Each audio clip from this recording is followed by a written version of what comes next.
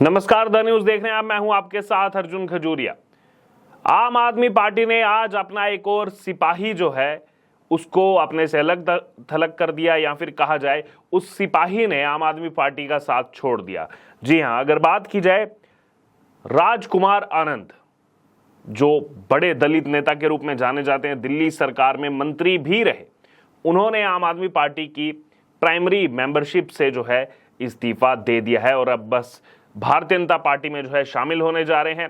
आपको बता दें कि जो बगावती सुर हैं राजकुमार आनंद के, वो पिछले कई महीनों से देखने को मिल रहे हैं। अगर बात की जाए, अरविंद केजरीवाल जब से तिहाड़ जेल में गए हैं उसके बाद जो है अपने मंत्री पद से पहले इस्तीफा दिया था राजकुमार आनंद ने, और मंत्री पद से इस्तीफा देते हुए कई संगीन आरोप आम आदमी पार्टी पर, अरविंद केजरीवाल पर भ्रष्टाचार के लगाए थे। और उसके बाद कई दिनों तक उनका जो इस्तीफा था उस पर क्योंकि साइन नहीं हो पाया, अरविंद केजरीवाल जो जेल में थे इस वजह से, उसके बाद जब बाहर आए जमानत पर और 31 मई को जो है यहां पर हस्ताक्षर हुए और राजकुमार आनंद का इस्तीफा जो है वो स्वीकार किया गया। हालांकि आपको ये भी बता दें कि राजकुमार आनंद ने आम आदमी पार्टी में रहते हुए ही इस बार लोकसभा चुनाव जो है वो बीएसपी की टिकट पर लड़ा। तो ये एक बड़ी ही रोचक स्थिति जो है वो दिल्ली में बन चुकी थी। राजकुमार आनंद, जिनकी अगर बात की जाए तो आम आदमी पार्टी प्रोजेक्ट करती थी उनको खास तौर पर क्योंकि वो दलित समुदाय से आते थे, और लगातार आम आदमी पार्टी से जो है बगावती सुर जब से उनके निकले हैं, वो आम आदमी पार्टी पर भी जो है एंटी दलित होने का लगातार आरोप लगाते रहे हैं राजकुमार आनंद। और अब जो है पार्टी की प्राइमरी मेंबरशिप से भी जो है इस्तीफा दे चुके हैं। इतना ही नहीं, क्योंकि बीएसपी की जो है टिकट पर वो चुनाव लड़े थे, बीएसपी की प्राइमरी मेंबरशिप से भी जो है उन्होंने अपने आप को अलग कर लिया है, इस्तीफा दे दिया है। और केवल खुद नहीं बल्कि आपको बता दें, जो यहाँ पर खबर सामने आ रही है कि अपनी पत्नी वीना आनंद के साथ जो है यहाँ पर बीजेपी में शामिल होने जा रहे हैं राजकुमार आनंद। तो आम आदमी पार्टी जो है वैसे तो एक अच्छी लेगेसी उसने बनाई थी दिल्ली के अंदर, लेकिन जिस हिसाब से अगर बात की जाए आम आदमी पार्टी की, पिछले कुछ महीनों से आम आदमी पार्टी पर मानो एक ग्रहण सा लगा हुआ है। जिस भ्रष्टाचार के खिलाफ ही आम आदमी पार्टी बनी थी, उसी भ्रष्टाचार के आरोपों में आम आदमी पार्टी के कई बड़े नेता, जो एकदम ऊपर क्रीम की लीडरशिप थी, वो तिहाड़ जेल के अंदर है। और इसी वजह से अगर बात की जाए तो अभी आपने देखा जिस हिसाब से चुनावों में जो कॉन्फिडेंस नजर आ रहा था आम आदमी पार्टी का कोलिशन में जाने के बावजूद भी, लेकिन रिजल्ट जो था वो जनता ने बता दिया था। आम आदमी पार्टी ने यह भी कहा था कि जेल का जवाब जो है वोट से देगी जनता, और जनता ने वोट से जवाब दे दिया। एक भी सीट दिल्ली में ना तो आम आदमी पार्टी को दी और ना ही जो है कांग्रेस को दी। और अब यह भी खबर आ रही है कि राजकुमार आनंद, उनकी पत्नी वीना आनंद ही नहीं बल्कि और भी कई आम आदमी पार्टी के नेता, और खास तौर पर जो दलित समुदाय से आने वाले लोग जो इनके साथ जुड़े हुए हैं, दलित समुदाय से आने वाले जो नेता हैं आम आदमी पार्टी में, वो भी इनके साथ जो है भारतीय जनता पार्टी का दामन जो है थाम सकते हैं। सूत्रों के मुताबिक इस समय ये खबर जो है वो सामने आ रही है। इससे कुछ दिन पहले की अगर बात की जाए, 15 जून जब डिस्क्वालीफाई किया गया था राजकुमार आनंद को दिल्ली विधानसभा से, उस समय भी कई सारे आरोप जो है आम आदमी पार्टी पर राजकुमार आनंद ने लगाए थे, क्योंकि पहले मंत्री पद से इस्तीफा दिया, बीएसपी की टिकट पर चुनाव लड़ा, और उसके बाद जब इस्तीफा मंजूर हुआ उसके बाद डिस्क्वालिफिकेशन जो है, क्योंकि जो एंटी डिफ्लेक्शन लॉ है उस हिसाब से जो है यहाँ पर डिस्क्वालिफिकेशन हुआ और टर्मिनेट किया गया यहाँ पर राजकुमार आनंद को। लेकिन उस समय भी राजकुमार आनंद ने कई सारे सवाल उठाए थे और कहा था कि जिस सरकार का मुख्यमंत्री तिहाड़ी हो, ऑब्वियस सी बात है दिल्ली सरकार को वो कह रहे थे कि दिल्ली सरकार का जो मुख्यमंत्री जो तिहाड़ी हो, तिहाड़ जेल में हो, जिस राज्य की जनता पानी के लिए तरस रही हो, सब जानते हैं किस हिसाब से दिल्ली के अंदर उस समय त्राहिमाम मचा हुआ था पानी को लेकर के, और आम आदमी पार्टी जो है वो ठीक रहा, बाकियों पर जो है डालने में लगी हुई थी, लेकिन कोई सॉल्यूशन जो है आम आदमी पार्टी की तरफ से नहीं निकाला जा रहा था। इसी को लेकर राजकुमार आनंद ने लिखा था कि जिस राज्य की जनता जो है वो पानी को तरस रही हो, जिस राज्य की समस्याओं का कोई सुध लेने वाला ना हो। ऐसे समय में ऐसी पंगु सरकार ने एक दलित विधायक की विधानसभा की सदस्यता को खत्म करने का फरमान जारी किया है। शर्म आती है कि मैं इस सरकार का कभी हिस्सा था। तो देखिए, अपनी उस अंतिम लाइन में ये भी लिख दिया राजकुमार आनंद ने। 15 जून को ये जो है पोस्ट किया था जब डिस्क्वालिफिकेशन हुआ था उनका दिल्ली विधानसभा से, और उस समय आखिर में लिखा था कि शर्म आती है कि मैं इस सरकार का कभी हिस्सा रहा था। बगावती सुर जो है उनके वो काफी पहले से ही देखने को मिल गए थे। मैं पॉलिटिकल साइंस का स्टूडेंट हूं, तो ये मेरा स्वाभाविक चिंतन का विषय रहता है कि रिप्रेजेंटेशन और आरक्षण अनिवार्य है। आप सबको जो भी उस वर्ग से आते हैं उनको मिलता होगा, लेकिन रिप्रेजेंटेशन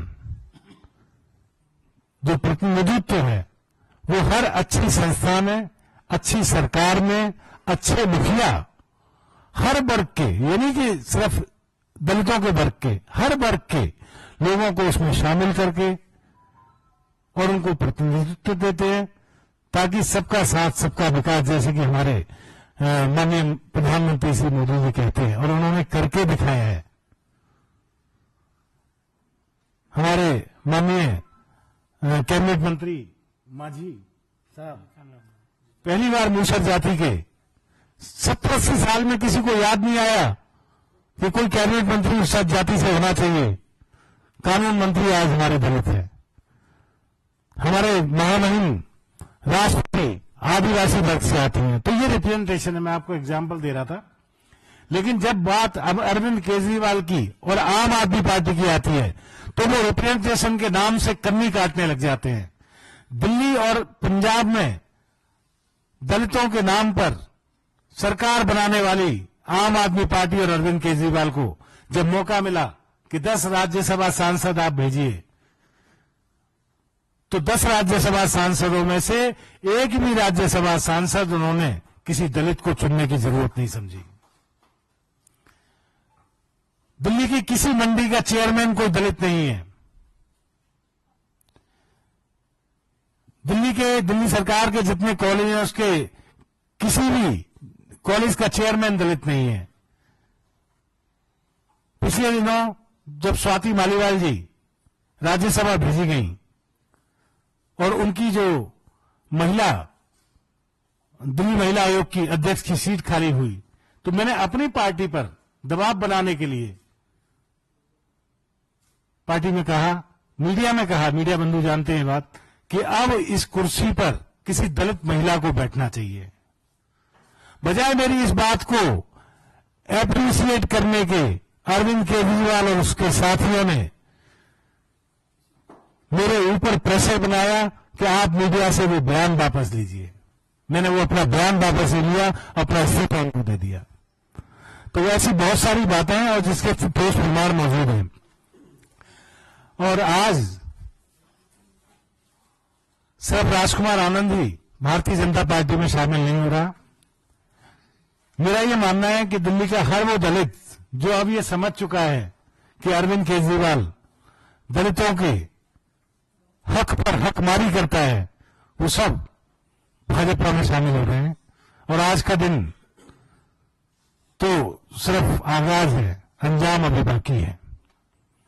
और अभी जो लोकसभा चुनाव हुए, एक आखिरी बात कहकर मैं अपनी वाणी को विराम देना चाहूंगा कि अभी जो लोकसभा चुनाव हुए हैं, उस लोकसभा चुनाव के बाद माननीय प्रधानमंत्री श्री नरेंद्र मोदी जी की एक तस्वीर वायरल होती है जिसमें वो भारतीय संविधान को माथे से लगाए हुए हैं। मैं उस तस्वीर को देखकर सिर्फ इतना ही कह सकता हूं कि माननीय मोदी जी, आपने बाबा साहेब डॉक्टर भीमराव अंबेडकर के संविधान को माथे से लगाए। दिल्ली की जनता और खासतौर से दिल्ली की दलित जनता आपको दिल में बिठाएगी, आपको दिल से लगाएगी। बहुत बहुत धन्यवाद। जय हिंद, शुक्रिया। अभी राजकुमार आनंद जी ने जिस अंजाम की बात कही, हालांकि अगर बात की जाए तो 10 जून तक उनको समय भी मिला था, जो उन्होंने नई दिल्ली से चुनाव लड़ा और बसपा की टिकट लेके चुनाव लड़ा था। आश्चर्य की बात यह थी आम आदमी पार्टी में ही थे, लेकिन बसपा की टिकट लेके चुनाव लड़ा था और बतौर आम आदमी पार्टी विधायक रहते हुए जो है ये बसपा की टिकट से चुनाव लड़ा गया था। और इसी मामले में जो है राजकुमार आनंद को जवाब फाइल करने के लिए 10 जून तक का समय दिया गया था। जवाब ना देने पर 11 और 14 जून को विधानसभा में पेश होने के लिए कहा गया था और उस समय ये पूछा गया था राजकुमार आनंद से कि पार्टी बदलकर चुनाव लड़ने के लिए आपको टर्मिनेट क्यों ना कर दिया जाए। और दिल्ली विधानसभा अध्यक्ष रामनिवास गोयल के मुताबिक राजकुमार आनंद की को जो है वो एंटी डिफ्लेक्शन लॉ का हवाला देते हुए डिस्क्वालीफाई कर दिया गया। आपको बता दें कि दिल्ली में जो है समाज कल्याण मंत्रालय देखते थे राजकुमार आनंद, उनका इस्तीफा जो है मंजूर किया गया था। उपराज्यपाल विनय कुमार सक्सेना ने राष्ट्रपति को जो है इसकी सिफारिश भी भेजी थी और इसको लेकर एलजी ऑफिस से बयान भी जारी किया गया था। आपको ये भी बता दें कि 31 मई को जो है अरविंद केजरीवाल ने जो है राजकुमार आनंद के इस्तीफे को मंजूर करने की सिफारिश जो है उपराज्यपाल को भेजी थी। अगर पॉलिटिकल हिस्ट्री की तरफ हम जाएंगे तो राजकुमार आनंद जो है वो साल 2020 में जो चुनाव हुए थे जनवरी फरवरी महीने में दिल्ली के अंदर, उसमें पहली बार जो है पटेल नगर सीट से जो है विधायक बने थे, पहली बार चुन करके आए थे। और इससे पहले उनकी पत्नी वीणा आनंद भी जो है इसी विधानसभा क्षेत्र से विधायक रह चुकी हैं। तो पत्नी के साथ जो वो शामिल हो रहे हैं बीजेपी में, तो पत्नी भी पूर्व में विधायक रह चुकी हैं।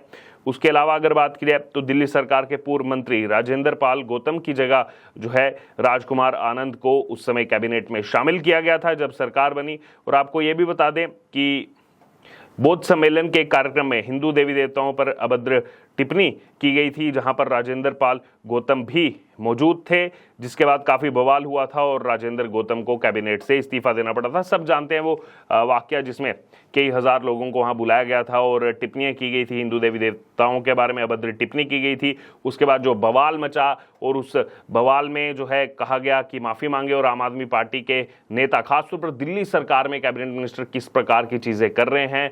और उस बवाल के बाद ही जो है राजेंद्र पाल गौतम को जो है कैबिनेट से इस्तीफा देना पड़ा था। फिर जो है वहां पर राजकुमार आनंद को जगह दी गई थी और समाज कल्याण मंत्रालय जो है वो उनको दिया गया था।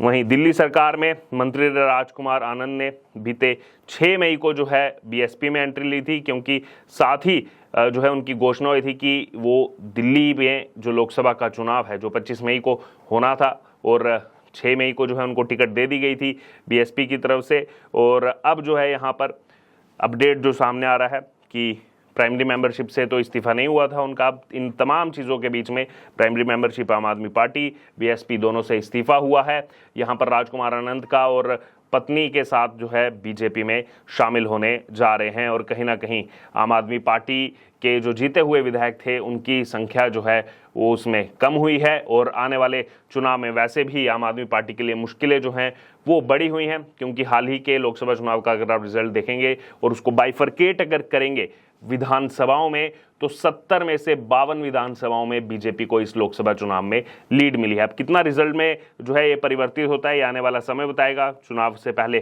कई सारे मुद्दे जो हैं वो देखने को मिलेंगे। दिल्ली की राजनीति गरमाई हुई है। बहरहाल क्या कहना है आपका इस खबर पर, आपकी जो राय हो आप जरूर हमारे कमेंट बॉक्स में शेयर करें और बने रहें द न्यूज़ के साथ। धन्यवाद।